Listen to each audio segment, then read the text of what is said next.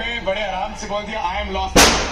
तो हमारा सोचे हम क्या ही बता पाएंगे, क्या ही बयां कर पाएंगे। क्या था ये बाहर, आदत तो हमें रही है, लेकिन आज ये क्या कर दिया हमने। मुझे एक्चुअली समझ नहीं आ रहा है कि मैं इसको एक्सप्लेन कैसे करूं। और थोड़ा प्रैक्टिकल चीजों के बारे में अगर बात कर लूं तो ऑनेस्टली सिचुएशन बहुत ही ज्यादा जब हार्दिक केम टू बैट, तो I was just going through the innings. I was like ठीक है यार, स्ट्राइक रोटेट करेंगे, hit a odd boundary here and there. But फिर हार्दिक केप्ट टेलिंग मी हो जाएगा, फिर बैट डीप हो जाएगा। And then I found boundaries at the right time, but still 50 of 3 with Haris Rauf to bowl 1 over. I was thinking it's going to be challenging, but I told Hardik one thing कि अगर Haris Rauf को attack किया तो वो लोग panic कर जाएंगे।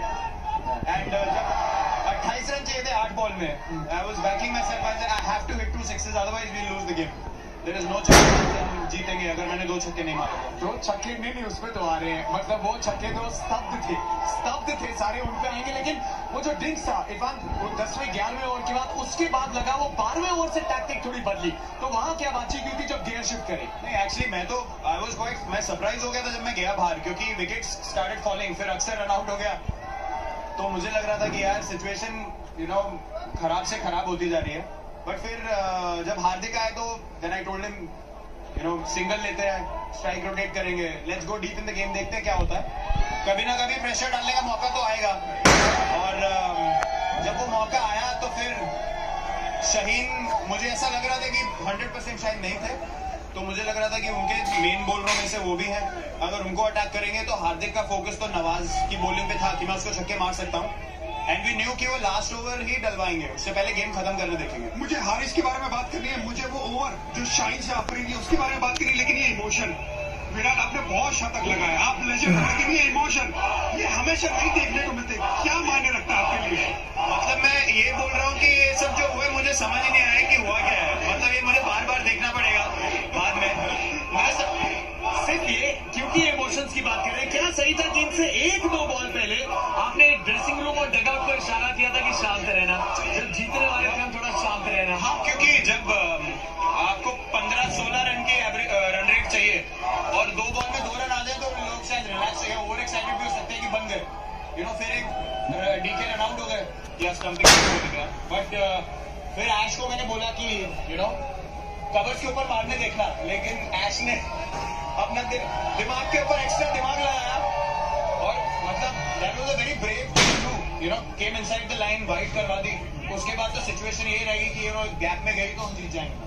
आपकी वो हारिस रऊफ को छक्का सामने, विराट व्हाट इज दैट, मतलब 150 में गेंदबाजी कोई कर रहा है, वो हार्ड लाइन डाल रहा है और आप सामने मारो, वो पूरे टूर्नामेंट का सबसे बेहतरीन शॉट है। क्या सोचे, प्लीज एक्सप्लेन करिए प्लीज। और मुझे समझ ही नहीं आ रहा कि मतलब मैं उसको एक्सप्लेन कैसे करूं। मैं यही सोच रहा था कि 2 छक्के चाहिए, लेकिन वो एक इंस्टिंक्टिव शॉट था। मैंने कहा सिर्फ बॉल को देखो, ज्यादा हिलने की जरूरत नहीं है। और वो कनेक्शन होना बहुत रेयरली, आई थिंक मेरे करियर में 2 या 3 बार ऐसा कनेक्शन हुआ है मेरे बैट से ऐसे शॉट के लिए, और उस टाइम पे बहुत जरूरी शॉट था वो। तो वहां से मुझे लगा कि वो थोड़ा पैनिक कर गए उसके बाद। बिल्कुल कर गए, लेकिन जो शाहीन से अफरीदी का ओवर इससे पहले था, क्या आपको लग रहा था कि उसको टारगेट आप करोगे, क्योंकि वो चोट के बाद वापस आ रहे थे, उतना रिदम नहीं नजर आ रहा था जितना पहले था। वो पहला जो उन्होंने स्लोअर बाउंसर मारा, जब वो ऑलमोस्ट छक्का हो गया तो मुझे लगा कि अब वो प्रेशर में है, क्योंकि यहाँ पे स्लोअर बाउंड्रीज बने हैं। बैक ऑफ लेंथ बॉलिंग में बॉलर ऊपर होता है, तो अगर वो बीट हो जाओ आप तो गेम अलग है। अगर उसमें चौका लग जाए और वो कंधे के ऊपर भी हो गई बॉल, तब तो मुझे पता था कि अब उसके पास ऑप्शन नहीं बचे, या तो मेरे को यॉर्कर मारेगा या फिर स्लोअर बॉल डालने देखेगा। तो एक यॉर्कर कवर के ऊपर चौका हो गया। फिर लास्ट बॉल एक्चुअली मैं स्टांस में था और मैं देख रहा था उसको, वो रनअप पे रेडी था, तो हार्दिक मुझे इधर से बोल रहा है कि वो डालेगा छोटा, तो I just glanced at him once और फिर मैं रेडी हो गया। मतलब ऑब्वियसली होने दिया हमने, उसने भी थोड़ा मेरे को इशारा किया कि शायद पीछे डालेगा, तो मैं रेडी था फाइन लेग के ऊपर मारने के लिए। क्या ये विराट कोहली की सबसे बेहतरीन इनिंग, क्या ये विराट कोहली की सबसे बेहतरीन इनिंग है या नहीं? विराट बताइए। आप कह सकते हैं कि है, और इससे बेटर चैलेंज क्या हो सकता है। थोड़े टाइम के बाद आप चैलेंजेस ढूंढते हैं, फिर वो जो थोड़े से इररिलेवेंट मैचेस होते हैं वहां पे इतनी इंटेंसिटी नहीं आती। बट ये ऐसे मैचेस के लिए आप खेलते हो और ये सब ऊपर वाले का ही किया करा है, वही सबको ब्लेसिंग दे रहा है, तो मैं बहुत ग्रेटफुल फील कर रहा हूँ। विराट कोहली के सामने जितने भी चैलेंजेस आएंगे उसको वो हमेशा इसी तरह पार करते जाएंगे जो पार करते रहे हैं। लेकिन आपने दिवाली एक दिन पहले 2 दिन पहले ही वो मना ली है। बहुत अच्छी टाइमिंग हो गई। आई थिंक अब लोग खुशी से दिवाली मनाएंगे। सबको बहुत हैप्पी दिवाली। आई होप कि ये जो आज इमोशन फील कर रहे हैं वो कल में भी कैरी हो और आपकी दिवाली और भी शुभ हो और भी खुश हो।